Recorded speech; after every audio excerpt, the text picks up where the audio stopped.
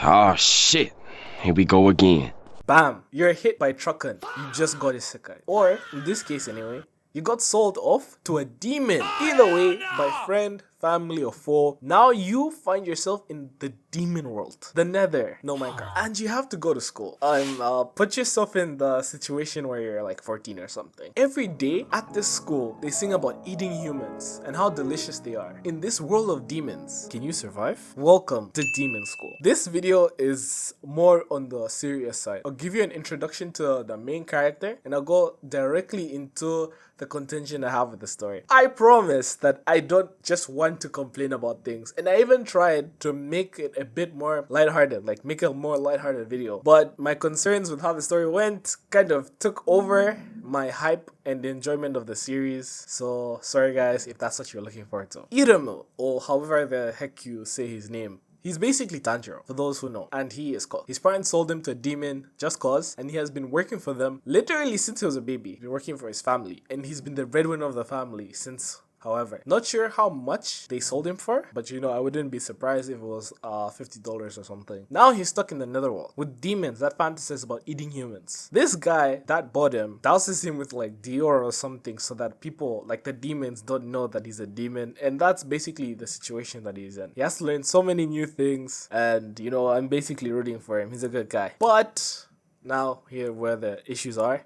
Realistically, he should have been eaten in the first 2 episodes. The thing that interests me is the fact that the story can't decide what it wants the netherworld to be exactly. And actually, I want to use the opportunity to brush up on isekai stories in general and their obsession with introducing morally reprehensible themes in the story, but not addressing them. I warn you though, if you're interested in watching the anime, it's a lot of fun if you shut your brain off and ignore a lot of problematic things. I still plan on fully watching it.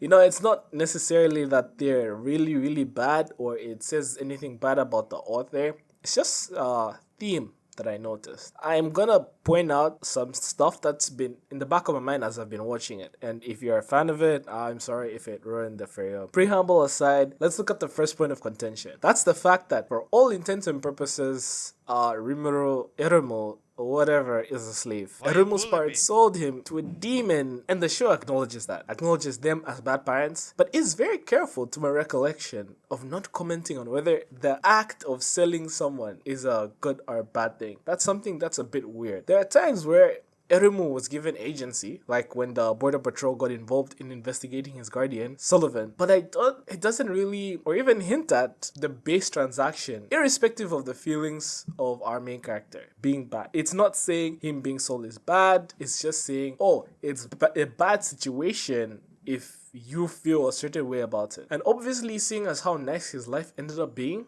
you're only left being grateful that such a problematic thing happened. The next thing that really kind of messed me up is the whole succubus issue. Having a percentage rating for sexiness is pretty unbelievable. It's insane. Not pretty unbelievable. Having a percentage rating for sexiness is unbelievably insane. And having high school students have high percentages is basically an admission of inappropriate attractiveness. Let's call it what it is, man. It's gross. The very idea of a succubus class for kids, it's already too much. I understand that you may respond with the sentiment that, oh, this is the netherworld. It's literally hell. Obviously, you can't expect certain instances to be morally good, and moreover, succubus is a classic demon archetype. Like there's succubuses everywhere. Doesn't necessarily have to be that type of bad thing. But this is why I preface the beginning with a moral agent in Eremo. This is why we're talking about the main character. He's from Earth, and he's in the story where all of these things are happening. If you went to a different country, for example, and they did things you'd never see nor tolerate, absolutely nightmarish behavior, like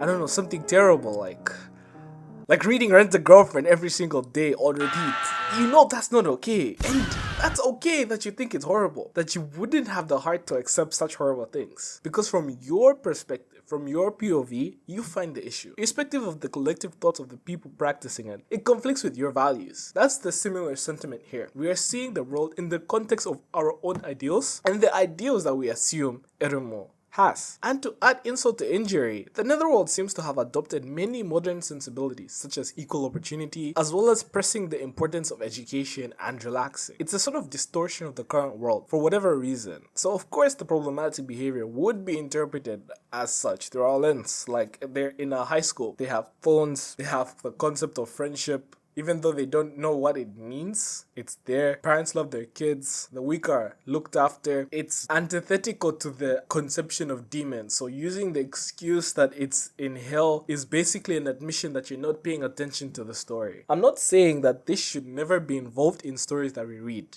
No.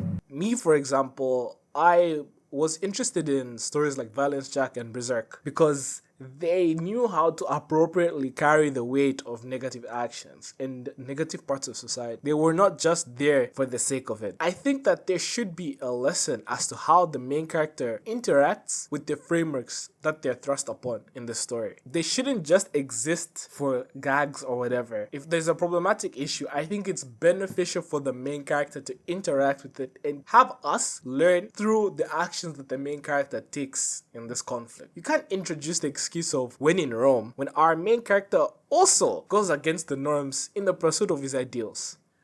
He was at a theme park once and the demons were ignoring a child pleading for help. He got angry and he enticed the demons that he was there with to help the child, literally going against the ideals of the society in order to pursue his objective, which was helping people, you know? So again, saying it's hell doesn't really work. I understand that he is also young and unknowledgeable, but due to him not having the appropriate ideals, as well as other agents in the story inherently not having an issue with the world around them, as far as we can tell, it sort of enables the distribution of harmful ideals and illustrations without bothering to inform the readers or the viewers, or in whatever ways that the person is consuming the media, of how the actions in them are harmful and why they should not be mirrored. This isn't necessarily the issue of the mangaka. I understand that they have no obligation to preach morals. But how compelling a story can be when horrid things happen with no indication of right and wrong is beyond me. What kind of person will we be if we excuse it? Or worse, support the proliferation of that image by buying the image and supporting the ones who make it. Basically, to cut a long story short, I'm saying that you should subscribe or you make all the cats in the world cry, and that is the greatest moral sin. Thank you very much.